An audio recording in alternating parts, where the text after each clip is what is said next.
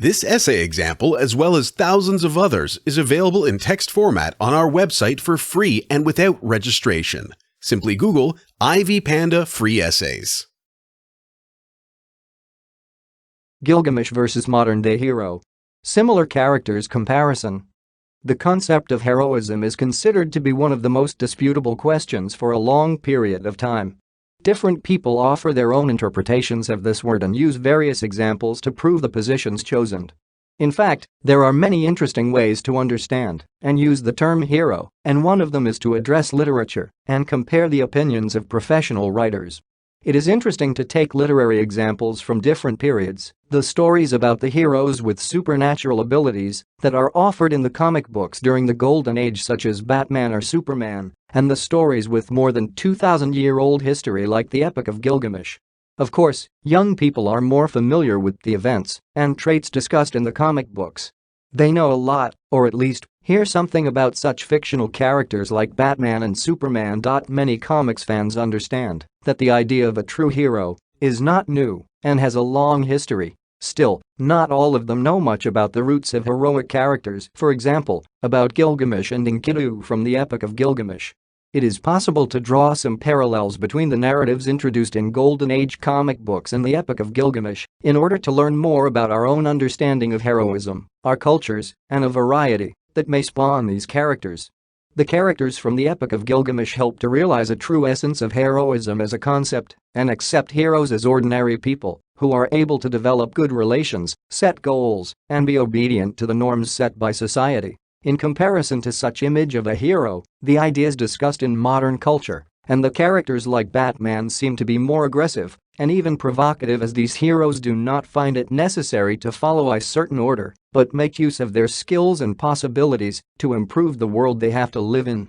When the reader first meets Gilgamesh, he is introduced as a highly flawed character. As a part god, he rules over his kingdom as a tyrant, taking women as he pleases and living in a perpetual state of war.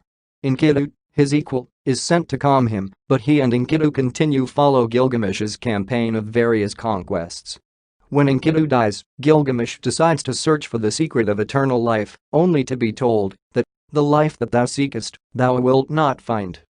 When the gods created mankind, death they imposed on mankind, life they kept in their power. As a part god, Gilgamesh had always been striving for a challenge, something that he could be able to test his own strength. When he faced with the fragility of life, he wanted to find a way to escape his own death. Gilgamesh is a character who was lost when attempting to surpass the limitations of his partial humanity. It was the only time he abandoned the quests that he was able to return to his throne and his responsibility and function as a proper king. Gilgamesh was a hero because of his character growth through his story arc. This was to demonstrate to the audience the proper way to live one's life, because such teachings indicate the didactic character given to ancient tales that were of popular origin, but which were modified and elaborated under the influence of the schools which arose in connection with the Babylonian temples. This story proves that people have the ability to grow, and they are not stuck forever in repeating the same mistakes. It demonstrates that people can be better people, and that even kings have lessons to learn. While Gilgamesh is a part god, the reader can see him as a person with a number of human qualities that ordinary people may also possess in everyday life. The collection of the various Gilgamesh stories into a single defining text needs to be considered. The stories existed before they were collected, and their popularity was used to the advantage of the people recording the stories to give them additional meaning. Though the stories about Gilgamesh's adventures existed on their own, they were also altered by the author to teach the audience values. There were many different versions of Gilgamesh, and he was then given one single definitive version as he was recorded. What the reader may rely upon nowadays is several versions that are considered to be the product of multiple authors' works, which are refined into meaningful versions with an intrinsic message to be delivered to the audience. So, the character of Gilgamesh becomes a kind of a tool to attract the reader and prove its urgency in modern society. The reader has to understand how it was to be a hero, what qualities should be possessed, and how it was necessary to behave under certain conditions. It was not an easy task to present a hero and prove that he was worth of attention. Still, the Epic of Gilgamesh is a wonderful example that may be both educative and inspirational for the reader. Modern characters may have some similar traits inherent to Gilgamesh, Still, there are also a number of differences to be observed. One of literary examples is Batman. This character was created by Bob Kane. Being a child of an extremely wealthy family, Bruce Wayne, a future Batman, introduces his own basic story arc that is set in motion by a tragedy that affects his life. It is the murder of his parents. Exposed to the horrors of crime and violence, Batman understands what it is like to have some other will imposed upon him. Though he did not want to lose his parents, he faced the situation when his parents were taken away from him anyway. Batman is inspired to be a hero in order to stop other people from experiencing what he experienced, whereas Gilgamesh was imposing his violent will on his subjects at the beginning of the story. As a result of such differences, the fans of the Batman character has the required portion of control over life in such a way that the original audience of Gilgamesh never did. Whereas the shaping of Gilgamesh allowed the authors to give it an additional meaning, the ability to control over his own life turns Batman into a commodity, something meant for consumption. In Frank Miller's Dark Knight Returns, there was a limit to which Miller felt he could reimagine Batman, and a limit to which the reader would accept from him as a character. Any new version is automatically filtered through what we know about Batman, and the reimagining must continue to exist within the same basic space that the character has been in for the cultural memory of its reader. Batman fans know already what to expect from the story. They do not look to Batman to tell them how to act. Batman acts the way he does because that is how the reader wants him to act. Similar to the way how Greek gods display human emotions, the Epic of Gilgamesh gods can be seen in a similar way. For instance, when Ishtar's advances on Gilgamesh are turned down, she responds by sending the bull of heaven to punish him. This is an extremely temperamental thing to do.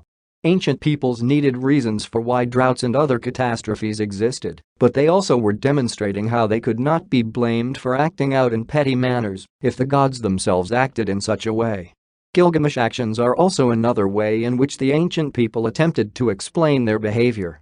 Here was Gilgamesh, a part god, and he acted terribly towards his subjects.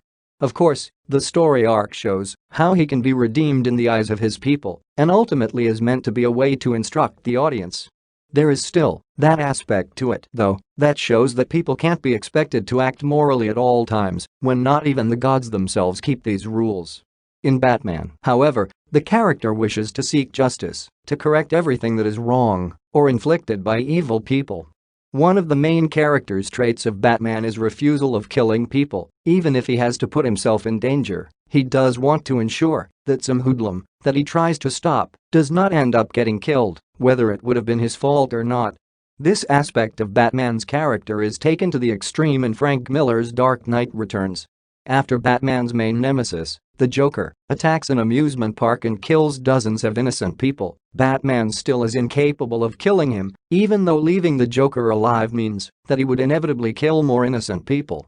The Joker ends up killing himself as a means to frame Batman, and in this, we can find more sympathy for Batman as a character. He sticks by his principles no matter what, and for that he suffers from accusations of murder, which, because we know that he refused to actually do, he ended up getting himself into a difficult situation because of it. To strive to live out your morality at all times, that is what people may admire when they look at Batman, and it's something that they can hope to achieve ourselves.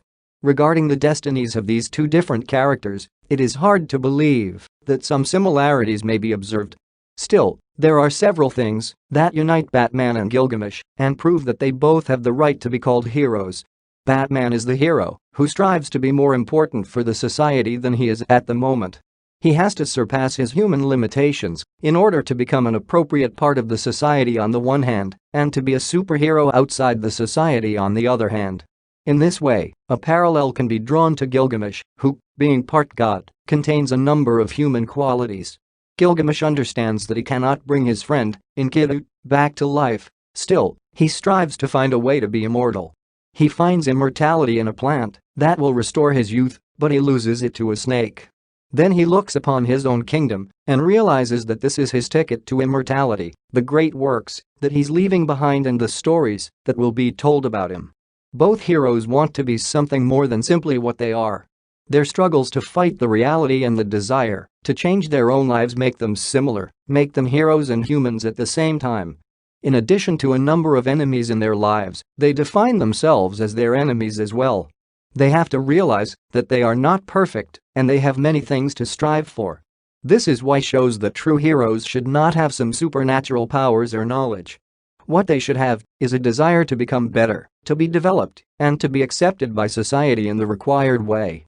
In general, the stories about Gilgamesh and Batman help to understand that true heroes are not easy to discover at once. Society is in need of heroes, still, it is not strong enough to admit this fact. This is why heroes have to search for different ways to offer their services and prove their importance. Gilgamesh and Batman came from different epochs and introduced different images, still, they have one thing in common, and it is the desire to make this world better and provide society with hope that everything can be changed in case a certain portion of desire and possibilities is present. This essay on Gilgamesh versus modern-day hero. Similar characters comparison was written and submitted by your fellow student. You are free to use it for research and reference purposes in order to write your own paper. However, you must cite it accordingly.